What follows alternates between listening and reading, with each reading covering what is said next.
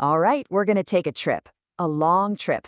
We're going back 10,000 years to find the one single idea that, believe it or not, built our entire world. And it's not a weapon or a king or some grand law. It's something much, much simpler. Let's dive in. Just try to picture it for a second.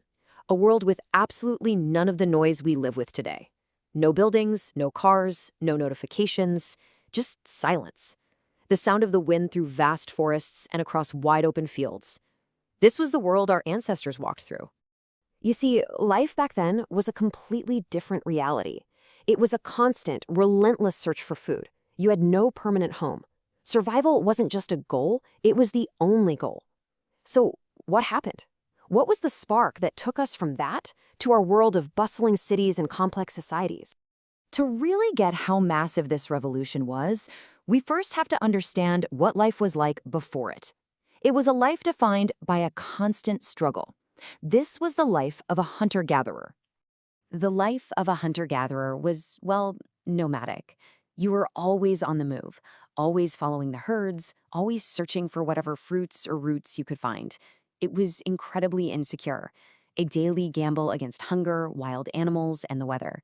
Your entire mind, your whole being, was focused on one single overwhelming question. Will there be food today? But then, in the middle of this difficult, precarious existence, someone, somewhere, made an observation.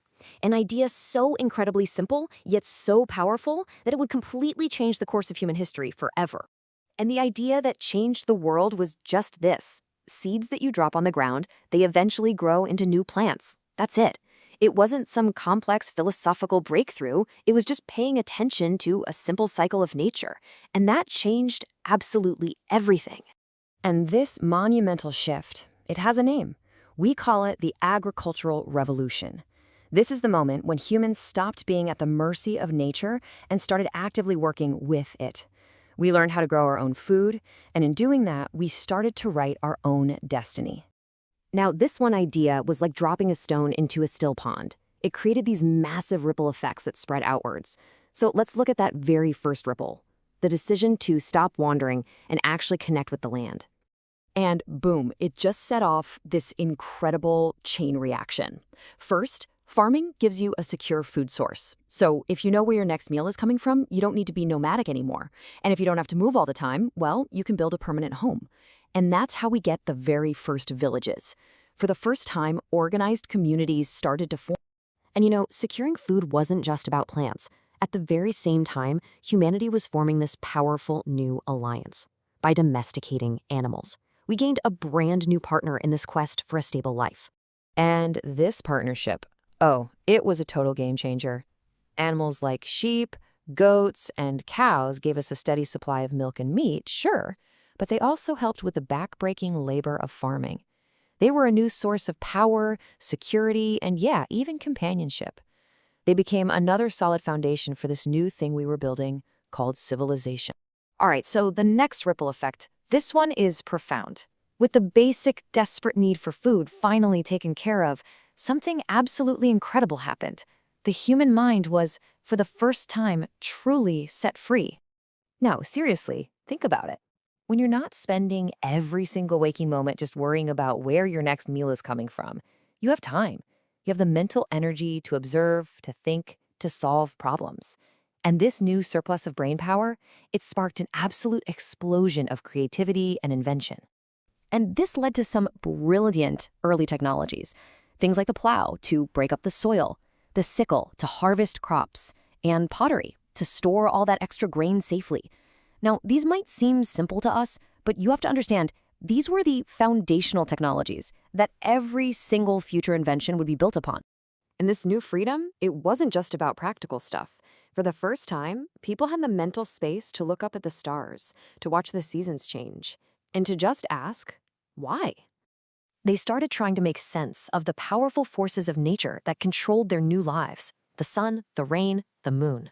And it's from this sense of awe and curiosity that the first rituals, the first forms of worship, and the first organized beliefs were born. This was the very dawn of human culture. Okay, so let's recap. We have settlements, we have technology, and we have culture. So what does all of that add up to? Well, it brings us to the final And the largest ripple effect of all, the birth of civilization itself. So where did these first great societies pop up? They were born on the banks of great rivers. And these waterways weren't just for, watering the crops. They were the highways for trade, they were centers of innovation, and they were the very lifeblood of progress. We actually have a name for these places, the Cradles of Civilization. You've got Mesopotamia, tucked between the Tigris and Euphrates. You've got Egypt, flourishing all along the Nile, the Indus Valley civilization in Asia, and early Chinese civilization right on the banks of the Yellow River. All of them different, but all of them powered by the same engine, agriculture. So if you take away one thing from this whole story, it should be this. The beginning of our complex world wasn't some dramatic conquest or the decree of a powerful emperor. It was much quieter and much more profound. It all started with a single seed and a single brilliant idea. And this is why it all matters so much to us right here, right now. Every skyscraper, every smartphone, every nation you see on a map can trace its lineage all the way back to this moment. Our entire modern world is standing on the foundation that was built by those first farmers. It's all the result of that very first seed being planted. Which leaves us with one final fascinating question to think about. If that simple observation had never been made, if that first seed had never been intentionally planted in the ground, where would we as a species